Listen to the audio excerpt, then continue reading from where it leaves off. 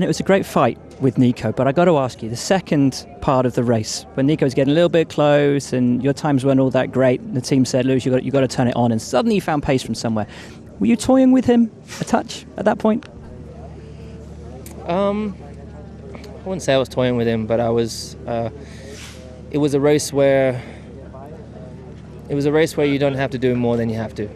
You only have to do enough to win, and so it doesn't matter if I win by 1/10 of a second. What matters is that we win, and so it's not getting ahead of yourself and thinking, okay, I'm going to boost the gap to 5-10 seconds, and then find out your tires are dead. So I never ever put myself in that position. Apart from I had that little lock-up moment, which was not so exciting.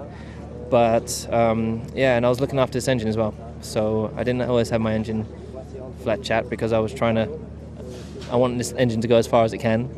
And because I only have this one engine left, as well he has 3 or 4 left, or whatever it is. So that was what I was doing. Has it been a frustrating weekend for you, the fact that people are still talking about qualifying yesterday, the fact that the pole wasn't converted into the win?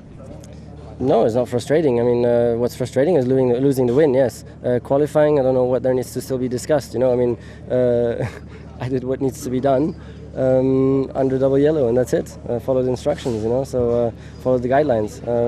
So that's fine. And after that, in the race, I lost out in turn 1. That's disappointing. And the strategy call was bold as well, bringing you in quite early for that second stop.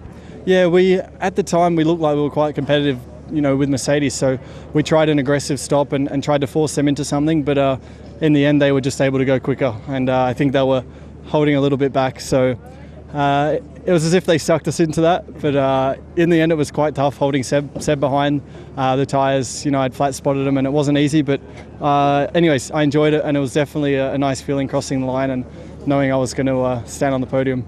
Sebastian, we heard how upset you were during the race with the blue flags. Do you think if they'd been a little bit better, you might have been on the podium today? I calmed down as well. I don't think they showed the bits where I said, please, can you wave a blue flag? I don't know.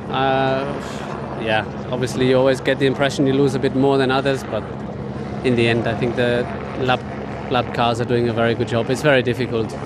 The mirrors are not that big, so it's not like you got a 75-inch HD or 4K resolution mirror you're watching into, so it's difficult to see, and then we are quite a bit faster, and within 3-4 corners you're already very close and you lose time, but I think they're doing their best. So I knew that I got pretty loud in the car, but I'm not willing to criticize anyone.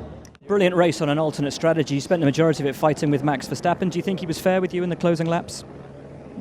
I think it was very questionable, but obviously it's not my decision to decide. But I see people to be penalized on much less things. But obviously it depends every day what happens and who's the stewards, and who knows. Kimi, you're writing quite the story in 2016. You spent the whole race fighting with him. First of all, sat behind him. How frustrating was that, given that you were on the fresher tyres? Yeah, it was very frustrating. It was a shame because in the beginning we were quick. We were pulling away from the Ferraris, but then I got a bit stuck in front, so I backed off to create a bit of a gap. But then, the Ferrari was catching, and we didn't box, so he undercut me, and from there on my race was done actually, because then, like you said, you get stuck behind Kimi, you destroy your tires, and from there on you're just doing your own race without anyone in front, and the guy behind you, Kimi, is then catching up on fresher tires.